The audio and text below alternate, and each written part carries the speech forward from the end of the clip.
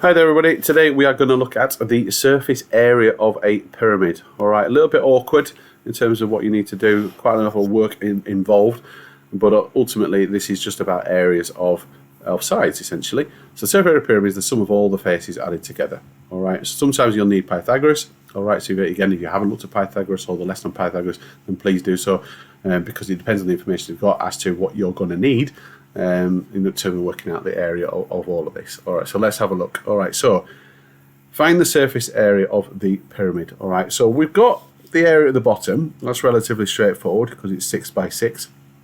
But what we don't have is an awful lot of information about the height of the triangle. Alright, so what we've got here, you've got a 6 on the bottom, and if I'm working out the area of a triangle, then I need basically the perpendicular height. So this kind of slanty slope bit here, all I've got currently is the height that's in the middle. Alright, so I'm going to have to work that one out because I've got a 6 there, and then I need to figure it out. So the slope, when I kind of draw that out, so I've got the height, which is 4, which is down the middle, and then I've got the slope, which is what I'm after. And remember, this is a square-based pyramid, so they're all going to be the same.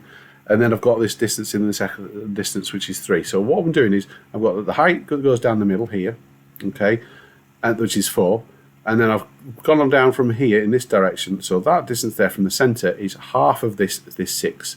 So that's where the 3 has come from, and then that gives me this diagonal slope bit here. So you can see it goes down to the centre to there.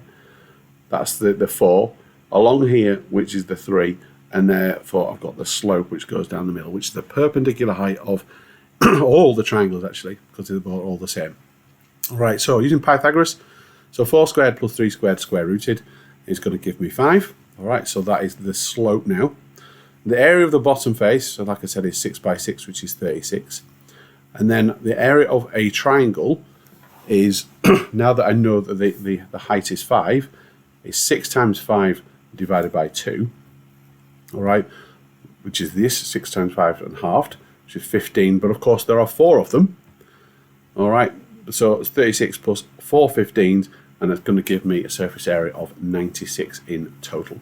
Alright, and that's it, essentially. Alright, so that's as tricky as it gets. So surface area of a pyramid is literally the surface area, or the area of all the sides added together. And obviously I've thrown that one in there because obviously the complexity of using Pythagoras as well. Alright, please do go to maths-school.co.uk. I have a bit of practice on those kind of questions, and obviously make sure you're familiar with Pythagoras and obviously all the areas of all the potential shapes. But with a pyramid, it tends to be triangles for obvious reasons, and obviously the base that you need to kind of get on top on, and hopefully it's relatively straightforward for you. All right, well, thanks for listening.